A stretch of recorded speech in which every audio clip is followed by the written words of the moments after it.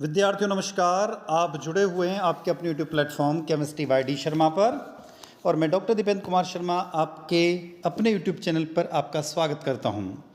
विद्यार्थियों, इस video lecture में हम जिस पेपर को डिस्कस कर रहे हैं वह पेपर आपको स्क्रीन पर दिखाई दे रहा है। यह पेपर जीवाजी विश्वविद्यालय ग्वालियर का पेपर है। BA third year examination year 2024 का पेपर है। फाउंडेशन कोर्स का पेपर फर्स्ट।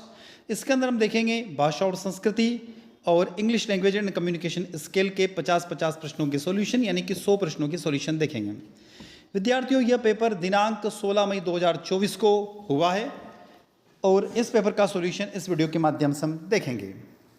तो विद्यार्थियों, यदि अभी तक आपने अपने चैनल को सब्सक्राइब नहीं किया है तो सबसे पहले चैनल को सब्सक्राइब कर लीजिए, जिससे हमें एक मोटिवेशन मिलता है और इसी तरीके से हम आपके साथ हमेशा बने रहते हैं। और एक और टास्क है आप लोगों के लिए, क्योंकि जब भी इस वीडियो को देख रहे हैं, जब वीडियो रिकॉर्ड हो रहा है, तब चैनल पर सब्सक्राइबर की नंबर्स यानी कि संख्या 55,000 है। आपको इसको 1 लाख तक ले जाना है, यह आपका रिस्पॉन्सिबिलिटी है।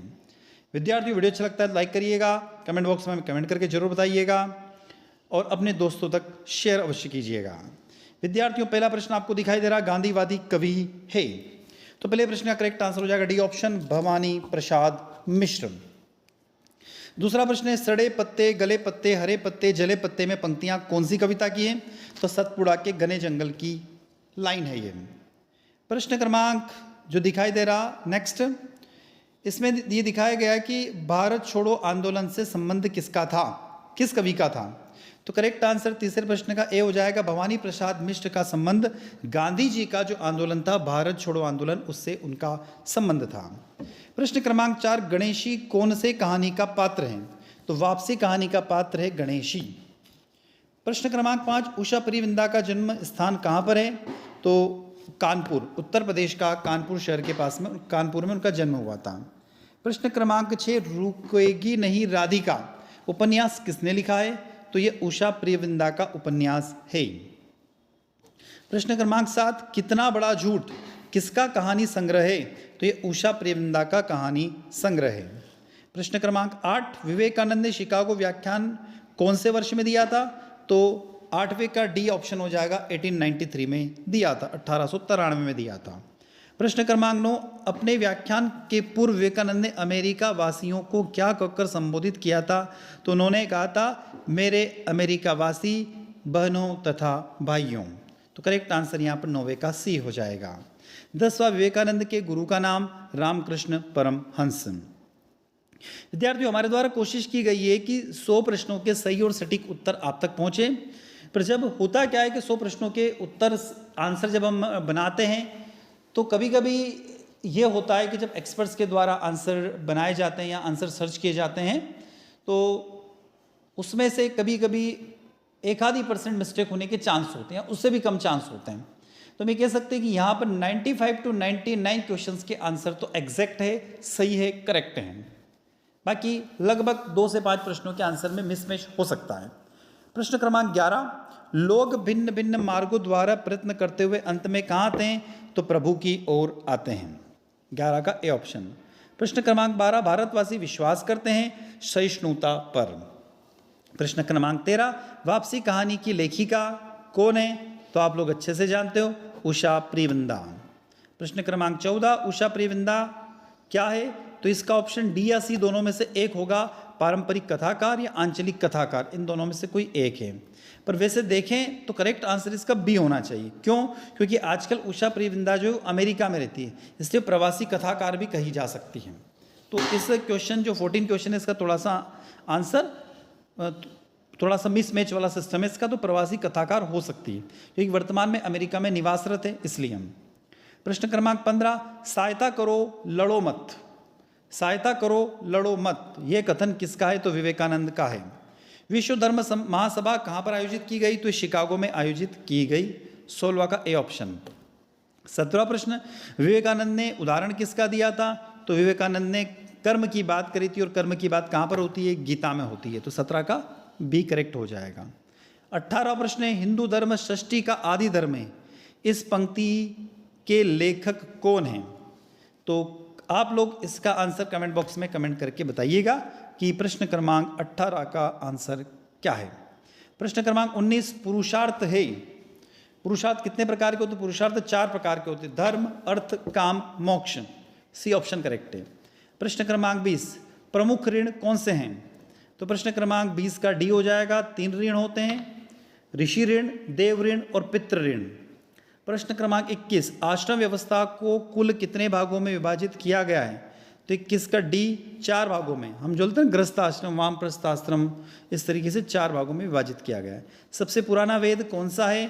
तो ऋग्वेद सबसे पुराना वेद है। 23वां प्रश्न, जैन धर्म में कुल कितने तीर्थंकर हुए? तो 24 तीर्थंकर हुए हैं।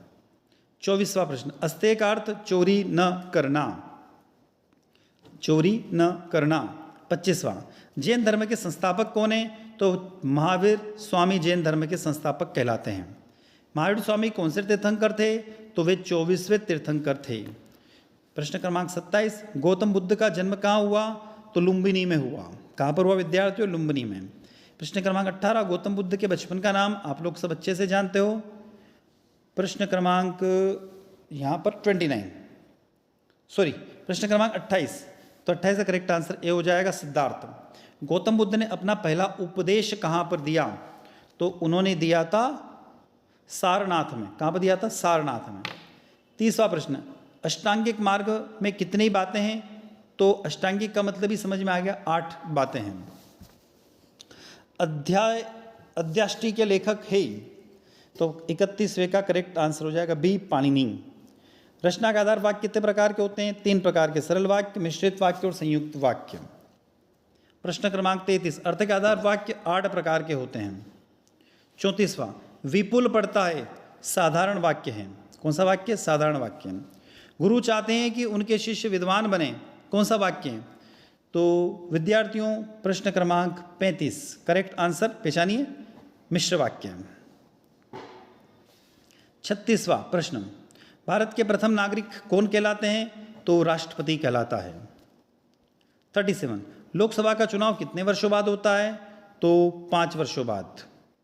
38, विश्व का सबसे पुराना साहित्य कौन सा है? तो वेद, जब बोलते हैं ना ऋग्वेद, अथर्ववेद, सामवेद, इस तरीके से। 39, आदि शंकराचार्य का जन्म कहाँ पर हुआ? तो 39 का सी, केरल में हुआ। 40वां प्रश्न, धर्म शब्द किस धातु से बना है? तो 40वें का बी करेक्ट है, संस्कृत की ध्र धातु से बना है। 41वां प्रश्न, इलाहाबाद विश्वविद्यालय में अध्यापन करने वाले साहित्यकार कौन हैं? तो 41वें का सी हो जाएगा, उषा परिविंदा। दूसरे सप्तक के प्रथम कवि? तो 42वें का ए ऑप्शन, नरेश मेहता। प्रश्न क्रमांक 43, बाल सखा पत्रिका के संपादक कौन रहे हैं? तो 43 का बी, महावीर प्रसाद द्विवेदी। 44, आंगन के पंछी के लेखक कौन है? विद्यानिवास मिश्र। प्रश्न क्रमांक 45, आंगन के पंछी कौन है? तो गोरैया है। प्रश्न क्रमांक 46, सीताराम मिश्र किसके पिता थे? बहुत बढ़िया प्रश्न है। 46 का बी ऑप्शन, भवानी प्रसाद मिश्र के। शुद्ध रूप 47 में शुद्ध रूप साहित्यिक, ए ऑप्शन करेक्ट है। 48, शुद्ध रूप कौन सा है? साप्ताहिक, बी ऑप्शन करेक्ट है। 49, इनमें से कौन सा शुद्ध रूप है? कमेंट बॉक्स में आप कमेंट करके बताइए कौन सा शुद्ध रूप होगा। 50वां प्रश्न, शुद्ध वाक्य, रावण का आचरण खराब था। क्या था? रावण का आचरण खराब था। 50 का डी हो जाएगा। तो विद्यार्थियों ये तो थे हिंदी भाषा के 50 प्रश्नों का सॉल्यूशन। अब हम चलते हैं यहाँ से English language and communication skill के 50 प्रश्नों के सॉल्यूशन की ओर।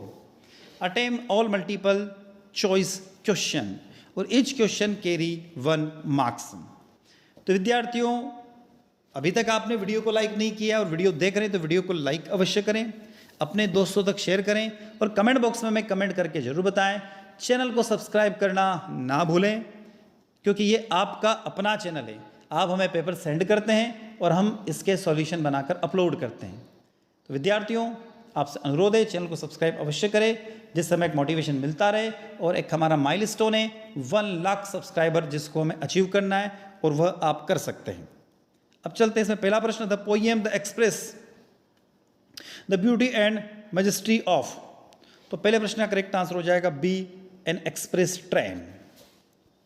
दूसरा प्रश्न, when was Stephen Stephen Spender's born, उनका जन्म कब हुआ था? तो 28 फरवरी 1909। Correct answer C option. तीसरा, the poem the express consist of a 4 stanza. प्रश्न क्रमांक 4, the express become symbolic of, चौथे का डी ऑप्शन हो जाएगा यहां पर। पांचवे का करेक्ट आंसर हो जाएगा A option, a public declaration. Manifesto क्या होता है? जैसे ये होते हैं ना पार्टियां, जो बीजेपी, कांग्रेस या एनसीपी हो गई, सपा हो गई, बसपा हो गई, तो जितने भी पार्टियां होती है वो इलेक्शन जब लड़ती है तो मैनिफेस्टो जारी करती हैं। तो मैनिफेस्टो एक तरीके से क्या होता है? डिक्लेरेशन होता है। तो पब्लिक डिक्लेरेशन, पब्लिक को बताती है कि भैया हम आपके लिए ये योजनाएं लेकर आते हैं। प्रश्न क्रमांक 6, the word is too much with us was written by, तो छठे का correct answer B, William Wordsworth. सातवां, sonnets is the poem of, C option, 14 line, 14 line. आठवां प्रश्न, Triton is the god of, बहुत अच्छा प्रश्न लगा मुझे ये, इस पूरे पेपर का सबसे बढ़िया प्रश्न। Greek god of the sea, Greek god of the sea, क्या करेक्ट आंसर होगा? Greek. Who wishes to remain the pagans in the poem the words is too much with us, तो 9वें का करेक्ट आंसर आप comment box में comment करके बताइएगा। 10वां, विलियम वर्ड्स बिलोंग्स टू, 10वें का डी, रोमांटिक पीरियड। 11वां प्रश्न, how much money does the narrators in my financial career instead to deposit in the bank, 10वें का है $56। प्रश्न क्रमांक 12, what impressions do to peoples at the bank have of the narrators, तो इसका correct answer में बी लग रहा है, आप एक बार उसको चेक कर लीजिए, cross check. He is the invalid, ये लग रहा है मैं बी वाला, एक बार आप इसको क्रॉस चेक कर लीजिएगा। 13वां प्रश्न, why does the narrator decide to open bank account, तो 13 का सी हो जाएगा, he receives a salary increases. प्रश्न क्रमांक 14, my financial is the short, तो 14 का सी हो जाएगा, dramatic pieces. 15, the words convulsively means, तो 15 का हो जाएगा डी। 16 का correct answer B option, Mark Twain's. 17, running for the governor was published, C option, 1817। 18, for which state narrators nominated to run up for governor, तो New York, 18 का A. 19वां, Mark Twain was nominate to run against, तो Smith and mister Blink, 19 का A option correct हो जाएगा। 20वां, which river greatly influence the Mark Twain's, तो 20वें का ए ऑप्शन करेक्ट हो जाएगा। 21वां, एन एसे इज, 21 का B option, some kind of writing that has organised paragraphs. 22वां, a good writing must avoided in a good essay, a good writing must avoided to good essay, तो dignified word, 22वें का A correct हो जाएगा। 23वां, which of this essay tells a story, तो 23वें का डी, नैरेटिव एसे। 24वां, which of the following essay are a collection of one's thoughts, 24वें का ए, रिफ्रैक्टिव। 25वां, द टर्म टेररिज्म इवॉक्स, तो फियर एंड अनसीज, 25 का सी।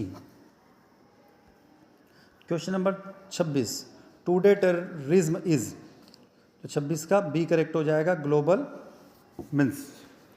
27, terrorism poses a grave threats to, तो 27वां का करेक्ट आंसर यहाँ पर ए ऑप्शन हो जाएगा, ग्लोबल सिक्योरिटीज। विद्यार्थियों, क्वेश्चन नंबर 28 जो आपको दिखाई दे रहा उसमें करेक्ट आंसर डी ऑप्शन हो जाएगा, कोविड-19 pandemic has been one of the most significant global crisis in recent history, तो 28 का डी हो जाएगा। 29, which of the following drug has been used for the treatment of कोविड-19, तो रेमडेसिविर, करेक्ट आंसर 29 का करेक्ट आंसर ए हो जाएगा, remdesivir. 30वां प्रश्न, you educate a, filling the blanks दिया हुआ, तो इसमें आ जाएगा woman, you educate a generation, मतलब ये कहा जाता है कि यदि महिला एजुकेट होती है तो पूरी एक जनरेशन एजुकेट हो जाती है, यानी शिक्षित हो जाती है। 31वां प्रश्न, Indian society symbolism women as a goddess of, तो महिलाओं में मतलब हमारे जो हिंदू धर्म है उसके में अनुसार महिलाओं को शक्ति के रूप में उनकी पूजा की जाती है, तो 31 का सी हो जाएगा, शक्ति। 32वां प्रश्न, the process of globalization has been an integral parts of Indian economics ever since, तो 32 का करेक्ट आंसर हो जाएगा डी ऑप्शन, 1990 से 1961, तो 1990 आंसर आ रहा है यहाँ पर।